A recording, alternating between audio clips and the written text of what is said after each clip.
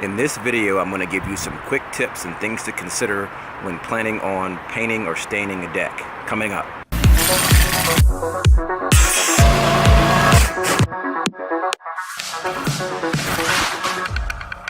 What's going on, guys? Kendall here for Renos for Pros and Joes, helping you simplify the renovation and remodeling process. On this channel, we do tool and gear reviews, as well as renovation tip and strategy videos like this one. Today, I'm going to be discussing some tips and techniques for painting or staining a deck. The first thing when you're looking at painting a deck is to make sure that the product that you're using is going to be used well within the temperature ranges specified by the manufacturer. That means that you're not painting when it's too hot or staining when it's too hot, and you're also not painting or staining when it's too cold.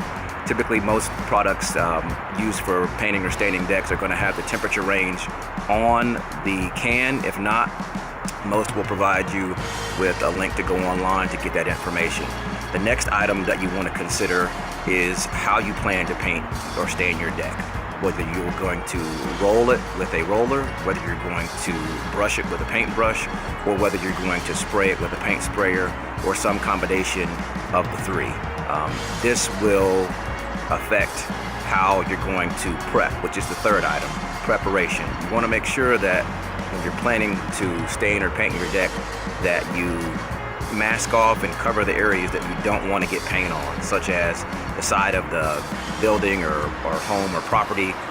If it's a different color, you don't want to get the stain on your siding or on your brick or things like that.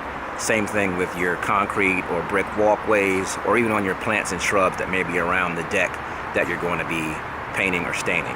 The final item of consideration is the color selection.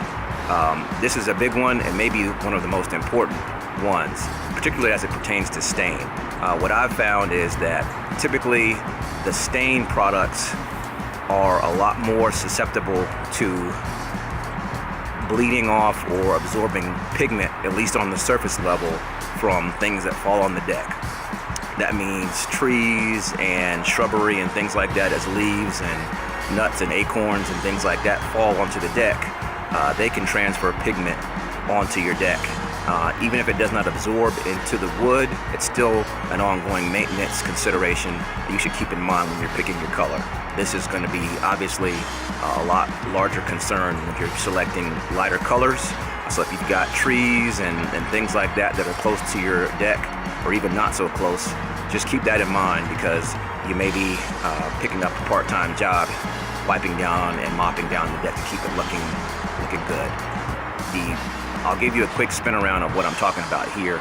I'm actually standing on a deck right now that we are preparing to stain, and ideally I would like to have done this deck in a lighter color. However, based on past experience and the location of the deck, I knew that it's going to be a much better, wiser choice long term to paint with a darker stain.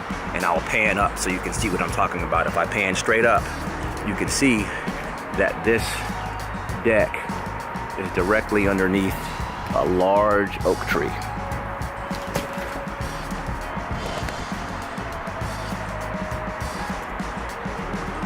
This tree constantly sheds acorns and leaves and little stems and sticks on an ongoing basis, and it's something that you have to keep in mind from a maintenance standpoint. I'll pan down and show you what the deck looks like now. Here on the surface of the deck, you'll see that there's a lot of debris and things that have fallen over on this deck. Even though it's been cleaned almost every 24 hours, it's an ongoing job to try to keep it clean.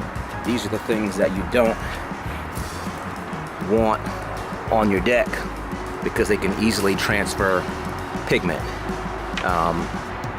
which will keep your deck from looking its best. So that concludes this quick tip video.